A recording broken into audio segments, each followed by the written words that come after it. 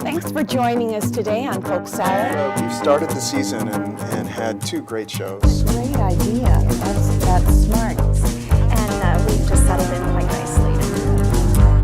Welcome to Polk Salad, a bounty of conversation. We have three fabulous guests today. It's the month of June. It's the time of beginnings and endings. Two will be retiring, one will be graduating. All have interesting things in past and future. We'll be right back with some great guests.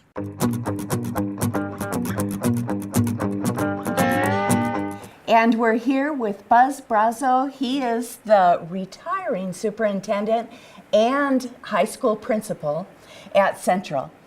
Welcome, Buzz. Well, thank you, Susan. It's a pleasure to be here with you. Thanks for coming on. You've been here a long time, but I know it's been very special for me since I got to meet you when we first moved here. Well, we've been here for 5 years, and Yeah. it's just been a wonderful 5 years for Kathy and I, and it's kind of bittersweet here as it's ending, but it's a wonderful time. Yeah. So. Well, I know you've been in education for quite a while, but you were also started out in banking, was it? Or football. Well, what happened? We'll start football. What happens? You got to go back, and I did. I was fortunate enough to play 5 years in the National Football League, and actually, professional football. If you go back into the mid-'70s, because I'm kind of older than dirt, the World Football League came up and competed against the National Football League for a period of time. Oh. And so I played in the World Football League for 2 years, and then was in the National Football League for 3 years. And the National Football League assumed the years of eligibility or of work from the World Football League. So you talk about pro football, and I had that opportunity. But that was back when, frankly, you had to work in the off season. Oh, because it didn't pay the bills. Didn't pay the bills. No $1 million no. contracts, huh? They didn't have multi-million-dollar contracts. Oh, And I mean, if you even go back, you had some of the great players like Merlin Olsen, who was acting, and right. Heck, I played with the Rams. Rosie Greer was knitting. Yeah, he was. Did the finest needlepoint you'd ever seen. That's what I heard. Oh, fantastic! I was with the Rams. Oh, okay. And as we were down there, Freddie Dreyer was, of course, Hunter on TV. Yeah, he was.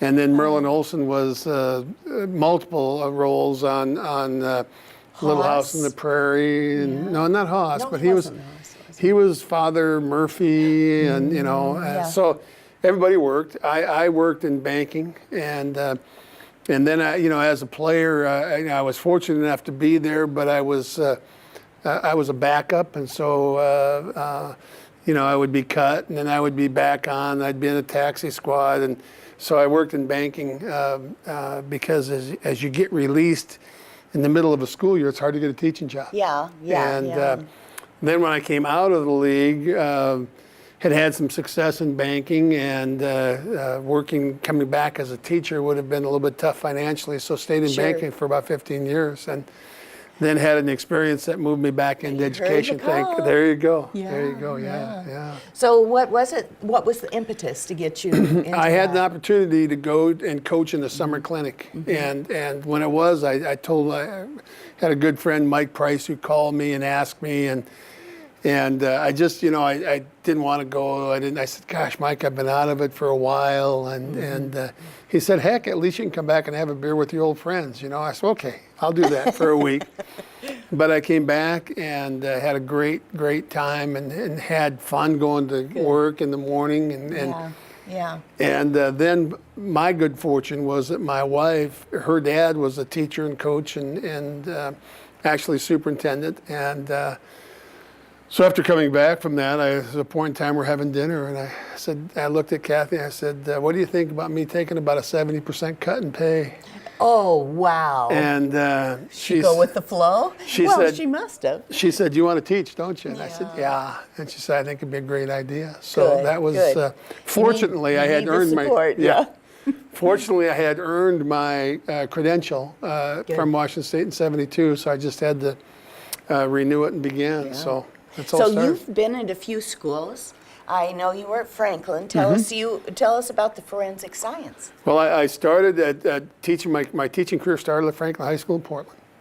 Franklin was the social studies law magnet in the Portland Public School District, and we didn't have a forensic science course. And of course, there was nothing like, CSI or anything on TV. And so I started a forensic science course, and I'm proud to say it was the first that was taught west of the Mississippi at that time, and I got to go back to John Jay University and get trained, and then came out, and it's still being taught at Franklin Good. High School, And including they're still using your curriculum. still, and they're well, they've Right. actually have an advanced curriculum now. Oh, wow. And the fun part is we just installed forensic science here at the high school last Oh, year. good. And Because just- that sounds like a really cool class. And we I bet just went everybody through, wants yeah, it.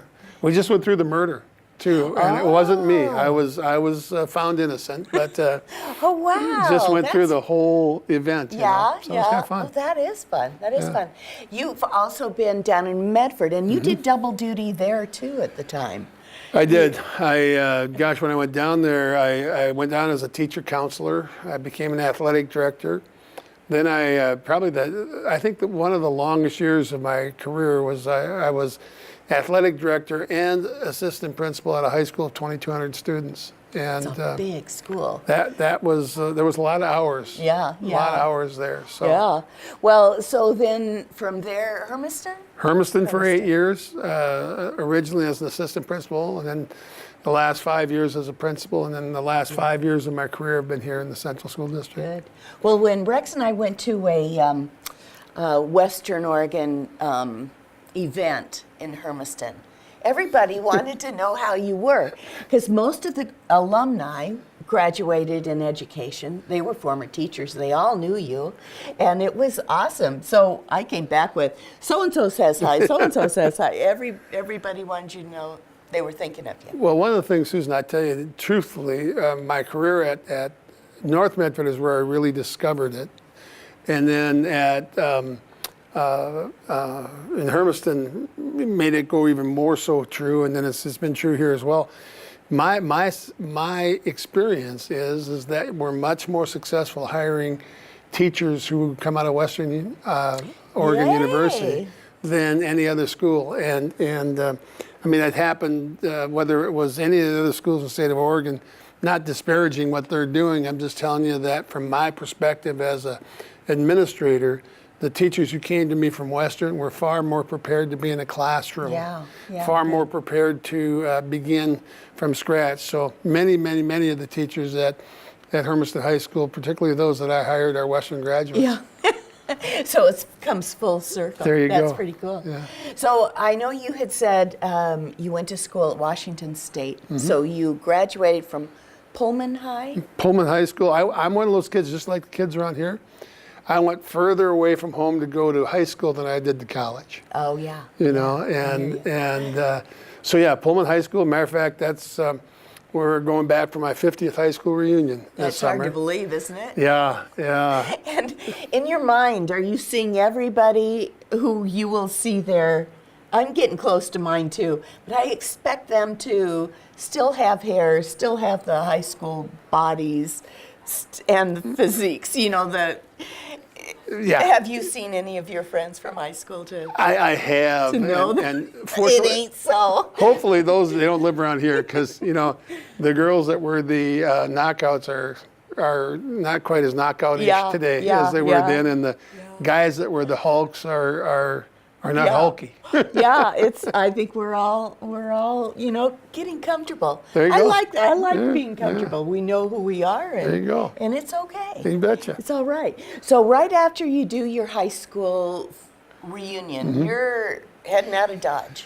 Well, we're going to, fortunately, we're going to start in our motorhome, and we have a path that is about 8,500 miles. Over the last 2 years, my brother and sister have passed away, and when they did, my brother's youngest boy said, "Well, Uncle Buzz, your dad now," so I inherited 4 kids there. Oh. And then my sister's youngest said, "Well, Uncle Buzz, your dad now," so I inherited 3 more there. So we're going to head out, and we're going to go all the way over to Boston. We have a daughter in Boston. We have a son in Minneapolis we'll see. We have a nephew that we'll see. And in Chicago, and another nephew or a couple nieces in Michigan. So we're going to go to Boston, then up into Canada a little bit because our French-Canadian roots to kind of look a little bit about that. Oh, sure, yeah. And then back down, visit my mom and dad's grave, and then down to Texas, Dallas, Texas to see. So you're not doing a round, you're doing a zigzag. It's going to be a really, and then Phoenix, or not Phoenix, Tucson. Okay. And then up the coast to San Francisco, which is nice. Tucson's the last either family member, I guess, that we're visiting, and then it'll be Kathy and I can do whatever we want to do after that. But So after you get back here, are you planning to do something else? I know you have a hard time sitting still. I do have a hard imagine. time Yeah. sitting still. I do. You know, it's I'm right now. I'm trying to think about relaxing. Yeah. Kind of Practice. Yeah. But I'm sure there'll be something when I come back that I'll find that I want to get involved in and keep me busy. Yeah, I know you will.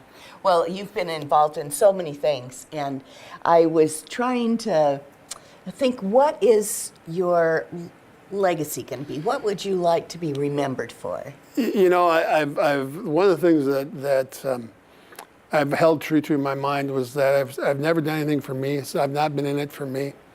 So if you were to ask me what you just did, what I would like to be remembered for here, I would like to be remembered for the fact that I gave the community as much as they gave me. And if I can be remembered as a person that did that, I'll be pretty darn excited about my opportunity to be here. Oh, that's nice. That's nice.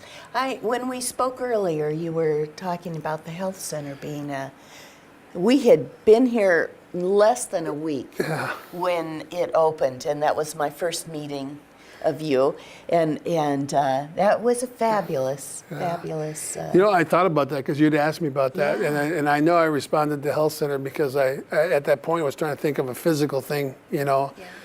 And truly, if you look at the health center, it was a cooperation between Western Oregon and Polk County, and I'm going to forget somebody and get in trouble, but the West Valley Hospital and Capital Dental and the Ford Foundation and Meyer Memorial Trust and Spirit Mountain. I mean, it was so many people involved. I started thinking what an ego I would have to say that was my legacy. You know, but you were part of it. And it was enjoyable. That's awesome. It was to part be part of that. Yeah. Because that's really a big thing in our community now. I think it's a positive thing. It is. It's it is. to look forward back on. Yeah. So, yeah. Well, I wish you all the best in retirement. Well, and if you get where you're bored, we'll think of something for you. Let us know. I tell you what, when I get back, I'm sure that you and Rex will hear from me.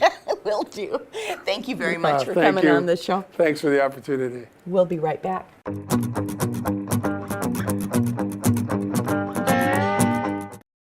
And we're here with Allie Yamnitzky. Allie is a graduating student here at Western Oregon University with an exciting future ahead. Welcome, Allie. Thank you. Thanks for having me, Susan. Thank you for coming on. We have had a nice article that was written about you, and so much of what we'll talk about is in that article. Great. You did do what a lot of students do and kind of change horses midstream. Yes. You started out thinking education and history.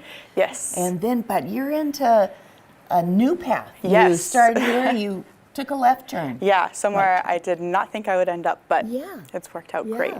So you came from the Mount Hood area in Welches? Yes, yeah. So originally I'm from Welches, and during high school went on a college tour and just kind of felt like Western was the right fit with, you know, the small campus size, but the gorgeous layout, you know, brick buildings everywhere and the cherry blossom trees.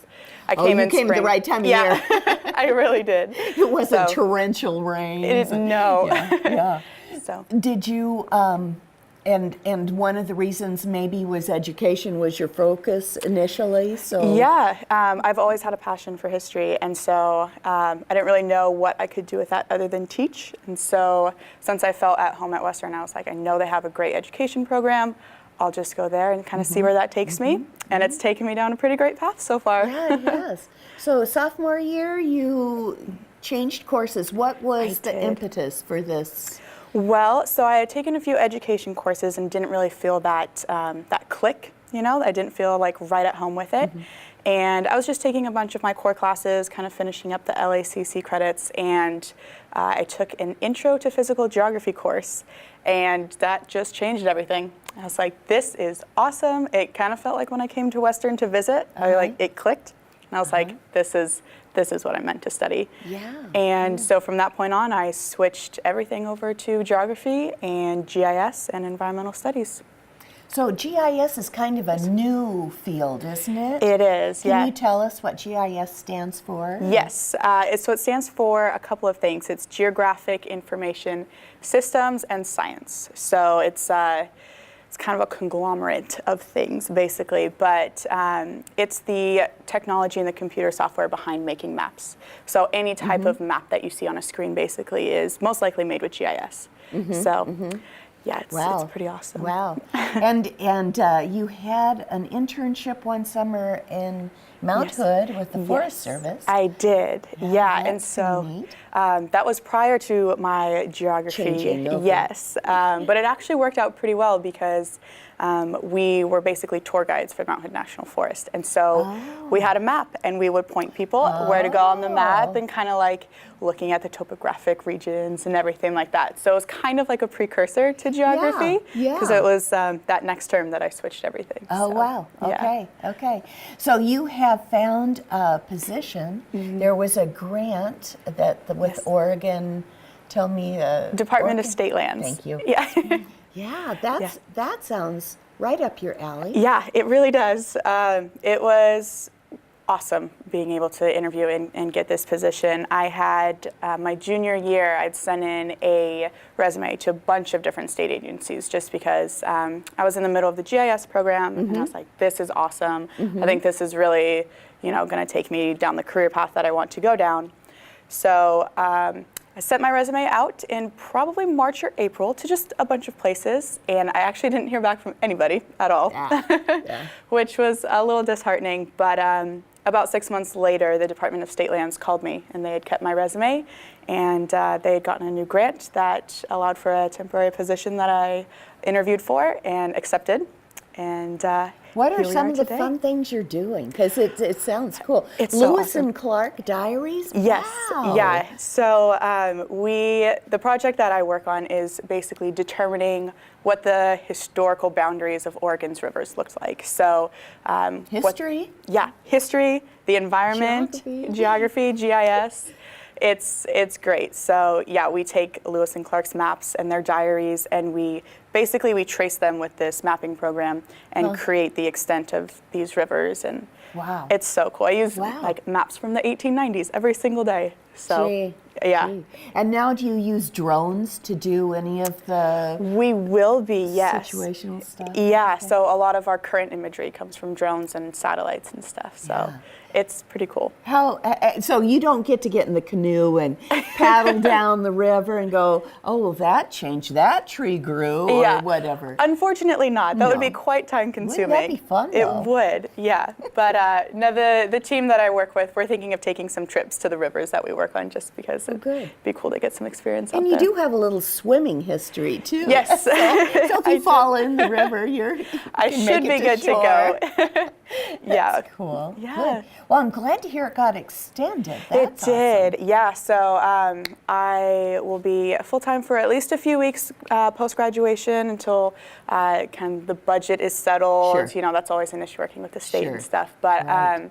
after that, it should be So it's the year starts July 1. right. So you get a vacation whether you like it or not. Exactly, and then there's a bunch of different factors that go Sure. into everything. But I'm pretty confident and hopeful. So Yeah, that's pretty cool. Thank you. So tell us, who were mentors for you here? Well, I've had two advisors who really made a difference, I guess, in my Western education. And one of them has been there since the beginning. He was my very first advisor, even with being in the education program. And so that was Mark Henkels, who is, I believe he's a public policy professor, but he is for my environmental studies minor. Good. And he has just always been really involved. He's been knowing where I want to go. He's been down the same path with me. He's been just involved in every aspect of everything. You're not that a I've done. number. Exactly. I feel like I can walk into his office and he's like, how's Oh, it going? it's you again. Pretty much, yeah. But he knows things that are going on. He asks about my classes and everything Good. like that. So Good. he's been great. My other advisor for geography, Mark Van Steeder, both Marks, he's been great too. He is an associate professor for the department, and he is the same thing, just always super involved, always asking questions about everything. Yeah. And I feel that while I got a lot of professional growth out of Western, I got a lot of personal growth as well.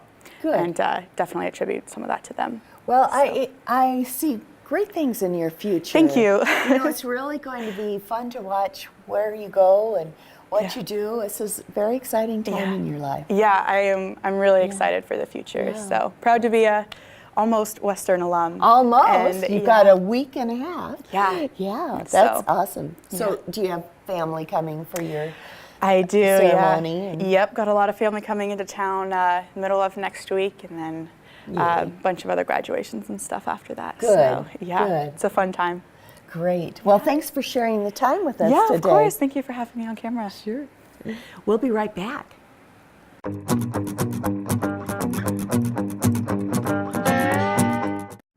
And we're here with Ed Dover.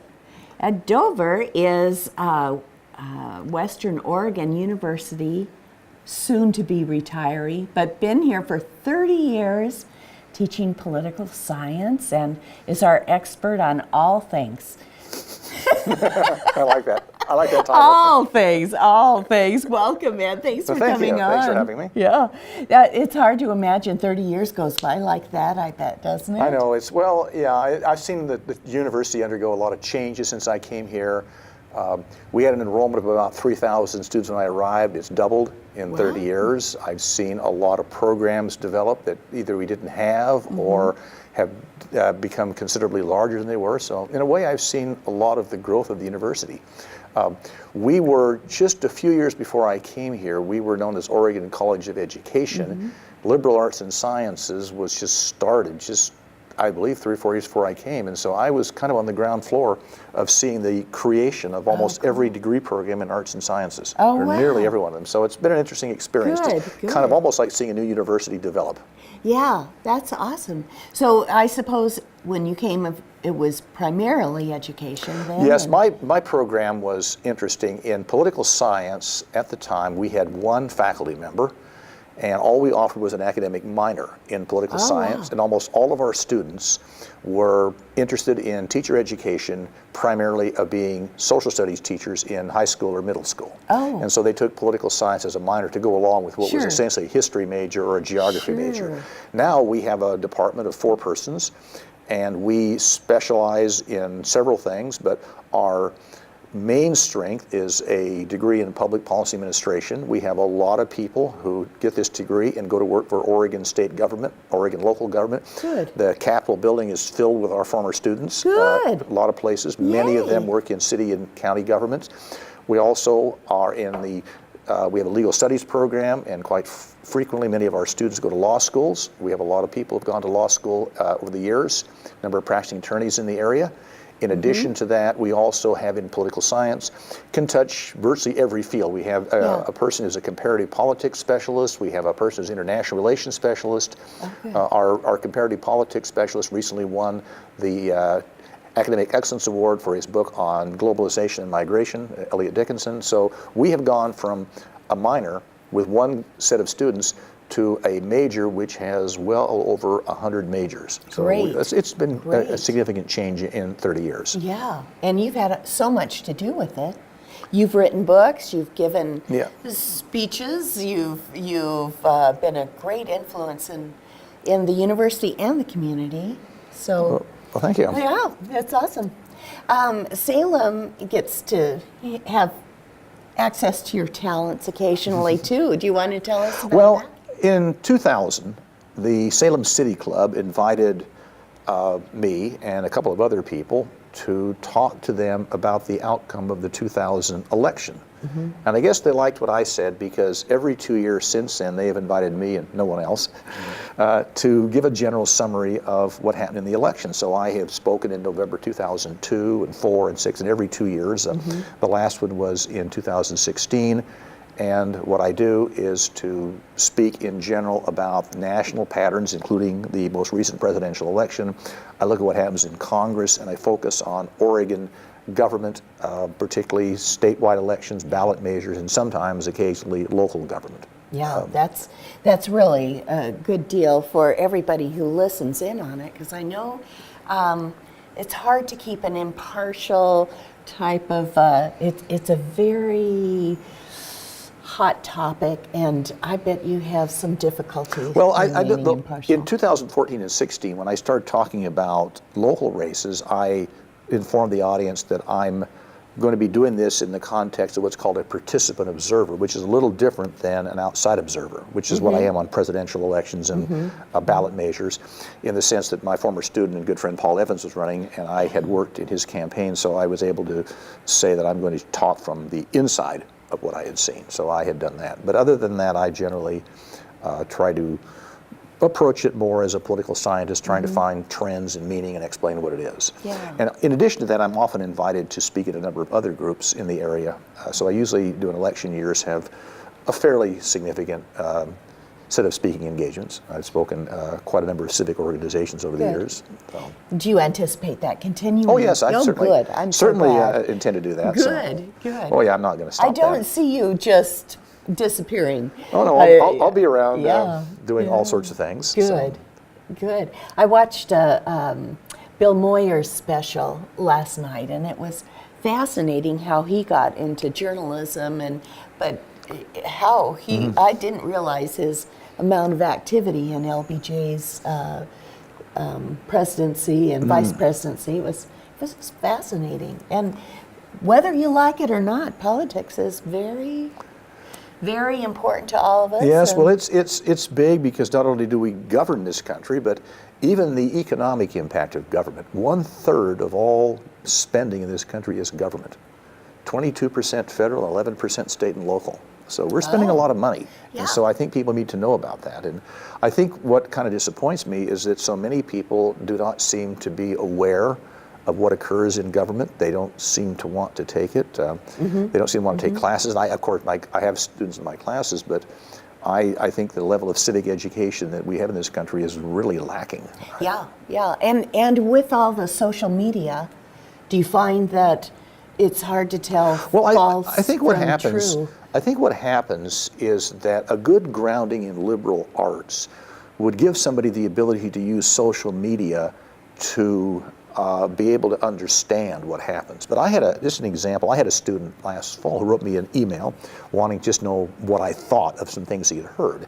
And I kind of guided him through, you should not believe that. But what he wrote to me was that he had heard via social media that 76 employees of the Department of Homeland Security were on the no-fly list. And I wrote back, I says, this sounds like some internet rumor that somebody made up and is floating around, and here's things that I would look at. Take into account, first, the people on the no-fly list that list is not available to the general public, so whoever's spreading this, how do they know this? Second, Homeland Security is the one that draws it up, so why would they put their own employees on it after they give them security checks? And 76 sounds like a suspicious number. It sounds like somebody who likes to wave the flag to try to keep the 21st century out. But that's the kind of critical thinking that I think is important to be able to look at social media. People just look at social media and don't think and don't see that this could be implausible. Yeah. Like a story in which this guy ran into a pizza parlor in Washington because he heard that Hillary Clinton was running some kind of child sex ring in the basement. Oh, I remember hearing Well, you that. know, Ridiculous. You'd think that, as well known as Hillary Clinton is, if she were doing that, why isn't every television network covering it? Why did you read this on Facebook? Use a little bit of common sense here. And use a little bit of thinking, and that guy just got himself into a lot of trouble because of that. So do you see the future of education including critical thinking skills? It has to. Used to be that. Yes. It was assumed. Education cannot become a diploma mill. We cannot just simply hand somebody a degree who takes a whole bunch of classes and say, you are now an educated person, because that is not the mark of an educated person. Got to learn to think. Educated person is the ability to think, reason, to inquire knowledge. I'm quite impressed with the argument that the educator John Dewey used to make, and he talked about whether education is a question of filling the bucket or lighting the fire. Either, I guess, filling the bucket, how many factoids can we put into a brain so that we can test it sometime, or lighting the fire, how much passion and enthusiasm and excitement and you create for learning. Want to fill the bucket. Right, and make you with want the right to learn. Things, because that's what happens. You know, I can take my students and put facts in front of them, but if they don't have a desire to learn more, they're not going to do it. They're going to know what I told them, and they'll forget it sooner or later. But what passion do you have? Do you have the desire to go out and read it? I know when I was in high school, I took a class, English, we would read a Shakespearean play every year. Well, we had to do it. I got an interest in Shakespeare, and I proceeded to read probably half of the plays, which were not required. And I think that is a sign that we've accomplished something. Yeah. And I think that's what we need to do here, is make sure that we create a sense of lifelong enthusiasm for learning, critical thinking skills, and a desire to be very curious. I agree. I think that is a great way for us to create a future of students who become valuable citizens and can go places. Our previous interviewee, our guest, is about to go off and to the future and has all those great skills. Many thanks to you and the faculty here that do offer that critical thinking as a part of the process of education. That's really big.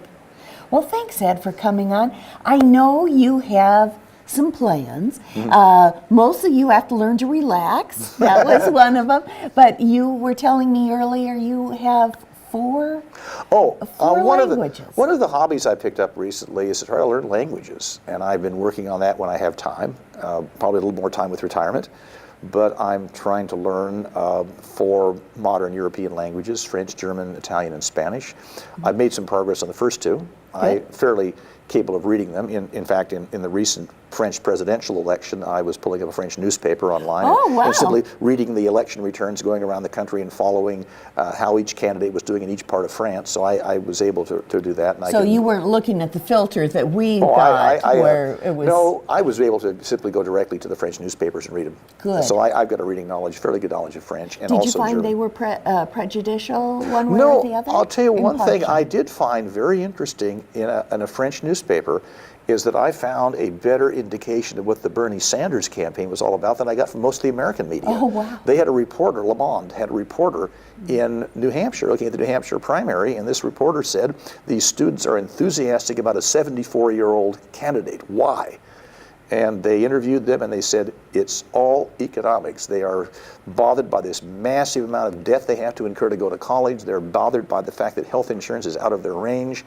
And that's when they start hearing this guy say, free college, Medicare for all, they responded. But I picked that up right out of the French newspapers, not the American. You couldn't see it in the American. Yeah, interesting. They missed something. Yeah, I hope the pendulum swings. Yeah. Swings back into impartial. But it is nice to be able to look at the papers of another country and see what they think.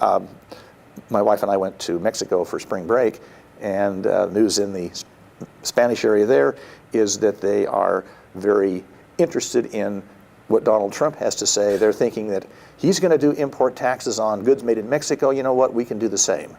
And we think we'll put some tax on corn. 40% of the corn that this country produces goes to Mexico. They says, maybe we should just put a little bit of taxes on that. As if Trump's going to start taxing what we send, we'll do the same. Interesting. So it's interesting to be able to read another country's paper and understand what they're up to.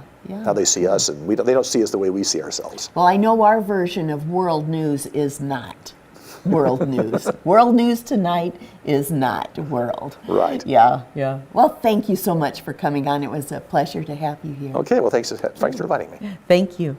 And we'll be right back.